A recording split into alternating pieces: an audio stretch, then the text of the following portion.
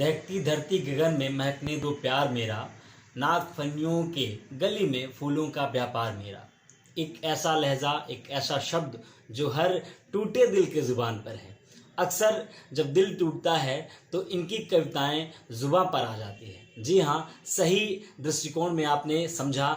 आज ऐसे व्यक्तित्व हमारे बीच में हैं पूरे भारत में, जिनका नाम जाना जाता है श्रृंगार की उन कविताओं के लिए, जिन्हें हम प्रियांशु गजेंद्र के नाम से जानते हैं। आज हमारे साथ गजेंद्र सिंह जी हमारे बीच में हैं। हम स्वागत करते हैं एमपी लाइव न्यूज़ में। सिद्धभूमि में, सीधी में, इस मध्य प्रदेश की उस धरती पर जहां बाण भट्ट जैसे व्यक्तित्व ने जन्म लिया है, जहां बीरबल जैसे व्यक्तित्व ने जन्म लिया है, उस धरती पे आपका आना हुआ है। हम आपका अभिनंदन करते हैं और सुनांचल महोत्सव में आपका अभिनंदन करते हैं। सबसे पहले मैं इस पूरी यात्रा में आप यहाँ पर आने के बाद आपको कैसा लग रहा है, और इस सुखद यात्रा के लिए मैं आपसे आपकी राय जानना चाहूँगा।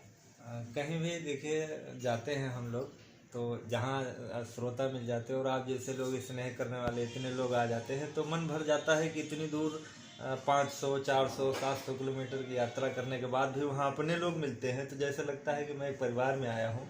आज वही फीलिंग यहाँ भी आ रही है। यहाँ आके बहुत अच्छा लग रहा है और आप सबका स्नेह है। अक्सर कहा जाता है श्रृंगार के जो कवि होते हैं, विशेषता मूलतः जो श्रृंगार के कवि होते हैं, उनका ज़्यादातर जो औसतन माना गया है, उनका दिल टूटा हुआ होता है। आपकी कविताओं कलम उठाने के पीछे का राज क्या है?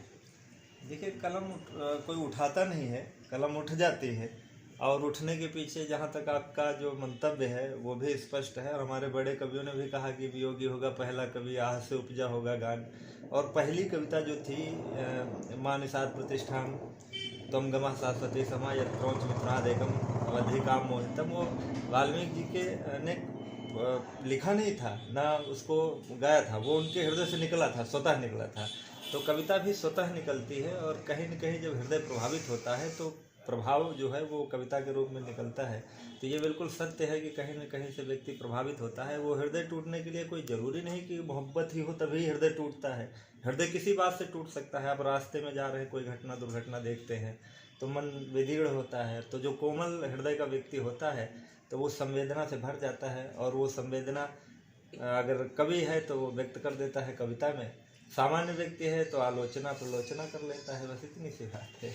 बिल्कुल यथार्थ है कि कवि हमेशा समाज को एक आईना दिखाने में हमेशा तत्पर रहे हैं, हमेशा अग्रणी रहे हैं। और जिस दिन कहीं भी अगर देश की परिस्थिति, समाज की परिस्थिति अगर कहीं भी लुढ़कती नजर आती है तो हमेशा कवियों ने संभाला है। लेकिन इस क्षेत्र में आपका जो पाँव जब आपने जमाया, जब आपने शुरुआत की, महज आपने बताया कि आप युवा उम्र में थे, लगभग 17-18 वर्ष की थी, तो आपको प्रेरणा कहाँ से मिली इसकी? प्रेरणा क्या है कि प्रेरणा तो मैं पढ़ता रहता था। जब मैं छोटा था तो भी मेरे घर में किताबें हुआ करती थी बहुत सारी, तो मैं कवियों को पढ़ता रहता था। भारतेंदु जी को पढ़ता था, प्रसाद जी को पढ़ता था, कामायनी पढ़ता था। दिनकर जी से मैं बहुत प्रभावित हुआ, उनकी उर्वशी पढ़ी। तो उनका उर्वशी में फिर जो उनका स्वर्ग और धरती के प्रति जो तुलनात्मक जो एक अध्ययन प्रस्तुत किया गया, तो वो उसमें लगा कि मुझे नहीं, वास्तव में पृथ्वी आनंद की विषय वस्तु है और स्वर्ग जो है सामान्य है पृथ्वी से। तो ये चीज़ें इतना प्रभावित करी कि मन ने मतलब कि लगा कि धरती पर सब कुछ आनंद है, सब आनंद ही आनंद है। और थोड़ा सा मेरा पैतृक था, मेरे पिताजी थोड़ा गायन वायन करते थे और मैं गांव में रहता था, बिल्कुल सामान्य से गांव में। तो हमारे यहाँ लोक संगीत का बहुत प्रचलन था। तो लोक संगीत में रात में जैसे देखते थे, दिन में देखते थे, तो उस संगीत की जो सारी बातें उसका दिन में हम लोग अभिनय किया करते थे। फिर धीरे धीरे जब बड़े हुए तो लगा कि ये प्रसाद जी ने ऐसे लिखा है, पंत जी ने ऐसे लिखा, तो मैं भी वैसे ही पंक्तियाँ जोड़ने की कोशिश करने लगा। तो शुरुआत में जब फूलन देवी को टिकट दिया गया था उस समय मैं बहुत प्रभावित हुआ था कि एक डाकू को टिकट दे दिया गया। तो मैंने पहली कविता उस समय शायद लिखी थी कि देश के गुंडे और लफंगे बन गए देखो नेता, आए मेरे देश के लोगों तुम भी बन जाओ नेता, पर नेता बनने से पहले गुंडा बनना होगा, नेतागिरी की खातिर 2-4 कत्ल करना होगा। तो ये इस तरह से पंक्तियाँ ऐसे जोड़ा करता था। बाद में धीरे धीरे जब मैंने पोस्ट ग्रेजुएशन किया हिंदी में, फिर मुझे अलंकारों का, रसों का और छंदों का, बिंबों का थोड़ा थोड़ा ज्ञान होने लगा। फिर मैंने अज्ञेय को पढ़ा। अज्ञेय ने लिखा तार सप्तक की भूमिका में कि प्रयोग सभी काल के कवियों ने किया है, किंतु अपने समय में अपनी एक विशेष दिशा में प्रयोग करना स्वाभाविक है। तो मैंने जो पढ़ा, तो मैंने हिंदी साहित्य के काल पढ़े। पहले आदिकाल, भक्तिकाल, रीतकाल, आधुनिक काल। फिर इन कालों के जो प्रमुख कवि हुए उन्होंने क्या किया तो वो प्रमुख हुए, इस पर मेरा बहुत गहन अध्ययन हुआ। फिर मुझे लगा कि मैं अपने काल का अगर कवि बनना चाहूँ, मतलब युग प्रवर्तक कवि, तो मैं क्या कर सकता हूँ।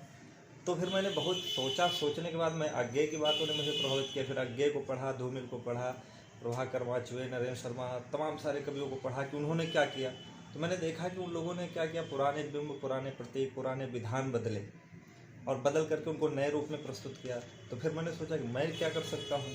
तो मैंने सोचा कि जो है मैं क्यों ना कुछ नया करूँ। तो फिर नया करने के चक्कर में मैंने राजनीतिक जो विसंगतियाँ थी उनको उठा करके और उसमें पिरोने का काम किया, और वो मेरा सफल रहा। तो मैंने पहला मुक्तक लिखा था 2014 में कि भोर था प्यार अब दोपहर हो गया, स्वप्न का हर भवन खंडहर हो गया। और उस समय सैफई में दंगा हुआ था, तो छोटे छोटे बच्चे जो है सर्दी के 14 जनवरी 18 जनवरी में बच्चे जो है छोटे छोटे वो कपड़े के बिना घूम रहे थे सर्दी में, और सैफई में उधर नाच हो रहा था कैटरीना कैफ और सलमान खान का। तो वो देख के मन मतलब विचलित हुआ। तो तुलनात्मक मैंने लिखा, भोर था प्यार अब दोपहर हो गया, स्वप्न का हर भवन खंडहर हो गया, तुम संवरती संवरती हुई सैफई, मैं उजड़ कर मुजफ्फरनगर हो गया।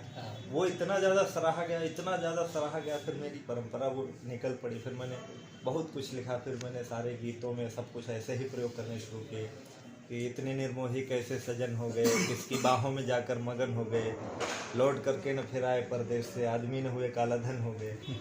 तो इन चीज़ों से जब सराहना मिली तो मेरी परंपरा आगे बढ़ती चली गई, और इस प्रकार मेरी कविताओं का सफ़र यहाँ तक पहुँचा है।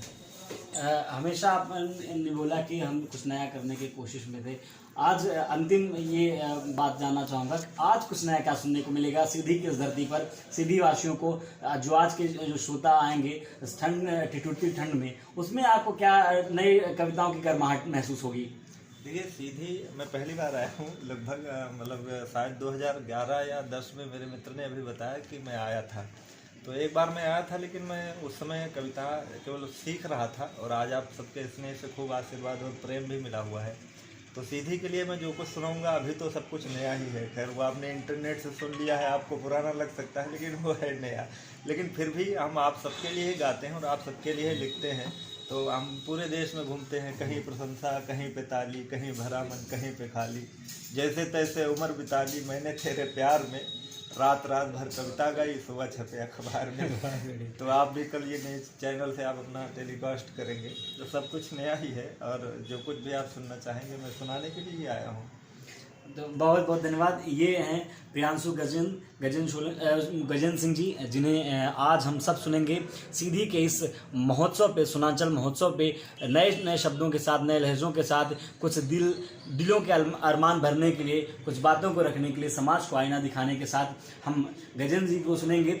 और नियत समय पर जो इस सुनांचल महोत्सव का नियत समय है उस पर हम सुनेंगे। बहुत बहुत धन्यवाद आदरणीय, और आप सभी को भी बहुत धन्यवाद। मैं अंशित गौतम, कैमरामैन